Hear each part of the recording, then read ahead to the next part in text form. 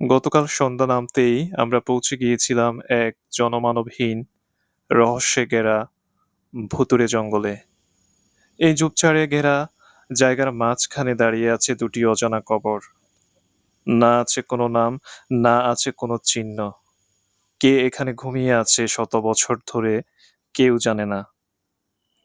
এই জঙ্গলে মাঝরাতে একজন বয়স্ক কালো মানুষকে দেখা যায় হারিকেন হাতে ধীরে ধীরে হেঁটে বেড়ায়। কিন্তু সে কোথায় থেকে আসে আর হঠাৎ করেই উধাও হয়ে যায়, তা আজও রহস্য।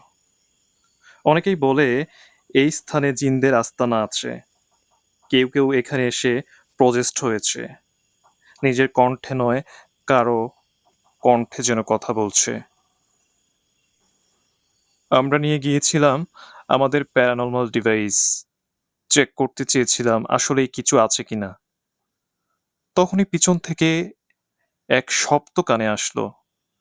শব্দটি যেন গম্ভীর শ্বাস প্রশ্বাস ফেলার মতো। মূল প্যারানর্মাল ইনভেস্টিগেশন খুব শীঘ্রই হতে যাচ্ছে। তখন আপনার সাহস এবং মনোবল নিয়ে আমাদের ইনভেস্টিগেশন দেখবেন।